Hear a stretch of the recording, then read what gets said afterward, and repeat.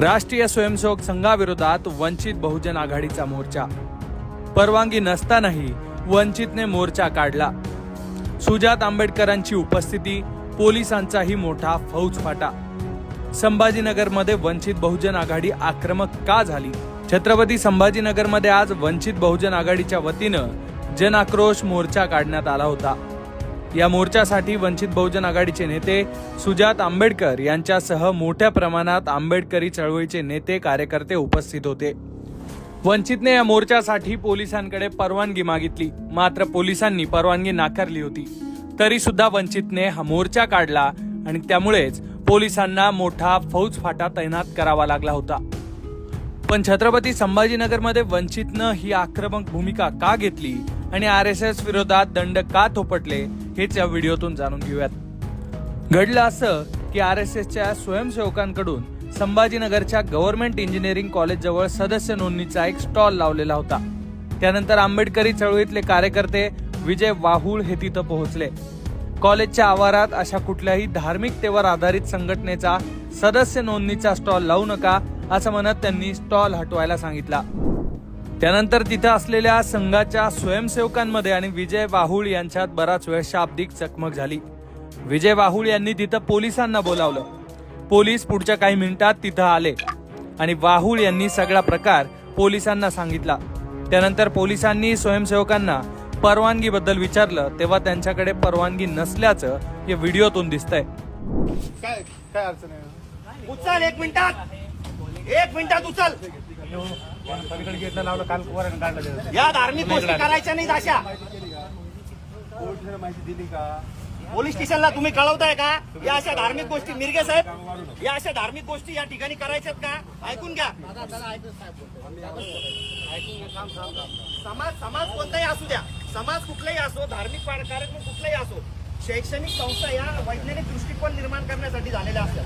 हे काय करतात? हे तरुण पोरांना पकडतात आणि शिकवतात। मग काय शिकवता तुम्ही तिथं? काय शिकवलं? याच्यात धर्म अहो काही देशाभिषेक आणि तुम्हाला देशाचं करायचं आहे ना, आम्हाला मी सांगतो तुम्हाला। याच्यात धर्म कुठे शिकवला जातो सांगा। पोलीस स्टेशनला घ्या, चला। याच्यात धर्म कुठे शिकवला जातो मी सांगा। सांगतो ना तिथं, चला तुम्ही। अशीच एक दुसरी घटना शहरातल्या गव्हर्नमेंट पॉलिटेक्निक कॉलेज जवळ घडली होती। तिथे राहुल मकासरे या वंचित बहुजन आघाडीच्या पदाधिकाऱ्यानं RSSचा स्टॉल हटवायला सांगितला होता। इथं कुठल्याही प्रकारची सदस्य नोंदणी करू नका असं म्हणत राहुल मकासरे या तरुणानं सदस्य नोंदणी बंद करण्याची मागणी केली होती। त्यावेळी तिथेही शाब्दिक चकमक झालेली पाहायला मिळाली होती। काय चालू आहे भैया? राष्ट्रीय स्वयंसेवक संघाचे जॉईन मंदिराबाहेर करा ना तुमच्या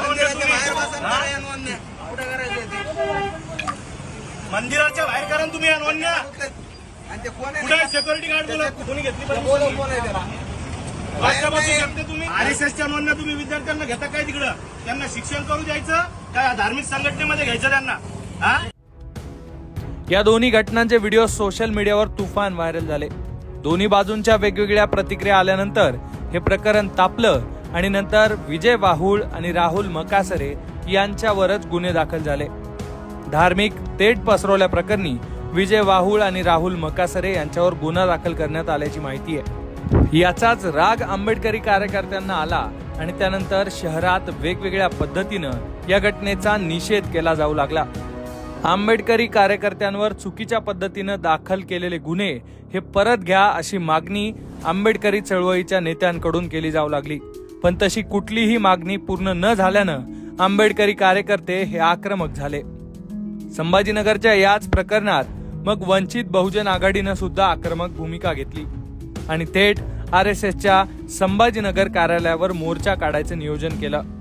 मात्र पोलिसांनी या मोर्चाला परवानगी दिली नाही। तरीही वंचितने 24 तारखेला दुपारी हा मोर्चा काढला। वंचित बहुजन आघाडीचे नेते सुजात आंबेडकर यांच्या नेतृत्वात संभाजीनगरच्या क्रांती चौक भागातून बाबा पेट्रोल पंप परिसरात असलेल्या RSSच्या कार्यालयापर्यंत हा मोर्चा निघाला। यावेळेला पोलिसांचा मोठा फौजफाटा सुद्धा तैनात होता। RSSची भारतीय कायद्याअंतर्गत नोंदणी झालीये का? नोंदणी झाली असेल तर त्यांनी तसं प्रमाणपत्र दाखवावं। त्याची नोंदणी झाली नसेल तर संघानं प्रथम आपल्या संघटनेची नोंदणी करावी आणि नंतर आपलं कामकाज करावं अशी मागणी सुजात आंबेडकर यांनी केली आहे। सुजात आंबेडकर हे नेमकं काय म्हणालेत ऐकूयात. आरएसएस से हमारे कुछ अहम सवाल है कि अगर आप छात्रों का रजिस्ट्रेशन ले रहे हो, अगर आप का रजिस्ट्रेशन ले रहे हो, तो हम ये डिमांड करते हैं, हम ये मांग करते हैं कि आप इस देश में भारत सरकार से रजिस्टर्ड हो या नहीं, ये हम सबको खुलेआम बता दो. और अगर आप रजिस्टर्ड हो तो कौन से एक्ट के मुताबिक रजिस्टर्ड हो, कौन से सेक्शन के मुताबिक रजिस्टर्ड हो, ये भी हमको बता दो. और अगर आप रजिस्टर्ड हो तो उसका डॉक्यूमेंटेशन या सर्टिफिकेट की हमको दिखा दो कि आप भारत देश के संविधान के हिसाब से भारत देश में रजिस्टर्ड है. हमारा दूसरा अहम सवाल है कि आरएसएस की दशहरा पूजा में जो हथियार पाए जाते हैं, जो ऑटोमेटिक वेपन्स पाए जाते हैं, तो सिर्फ भारत के आर्मी और मिलिट्री के पास होते हैं. ये वेपन्स आते कहां से? आपके पास इन वेपन्स की परमिशन है, और अगर इनके पास वेपन्स की परमिशन नहीं है तो मैं पुलिस से यही कहूंगा कि जल्द से जल्द इन पे कार्रवाई करें और इन पे तहकीकात करें. और हमारा तीसरा मुद्दा है कि आरएसएस संगठन बनाता है, चंदा इकट्ठा करता है, वर्गणी इकट्ठा करता है, तो हम इनसे ये पूछना चाहते हैं कि आप कौन से जोर पर, कौन से बलबूते पर चंदा इकट्ठा करते हो, नेटवर्क बनाते हो? अगर आप चंदा इकट्ठा करते हो तो उसका डिमांड और उसकी लिस्ट गवर्नमेंट को देते हो क्या? अगर आप इनकम टैक्स भरते हो क्या? अगर आप चंदा इकट्ठा करते हो तो इनकम टॅक्स भरते हो क्या? सुजात आंबेडकर यांनी हे सवाल उपस्थित करत संघाला आम्ही संविधान मानायला लावू अशी भूमिका मांडली. एकूणच आंबेडकरी चळवळीतल्या कार्यकर्त्यांनी घेतलेल्या आक्रमक भूमिकेनंतर आता RSS कडून नेमकी काय प्रतिक्रिया समोर येणार हे पाहणं महत्त्वाचं असणार आहे.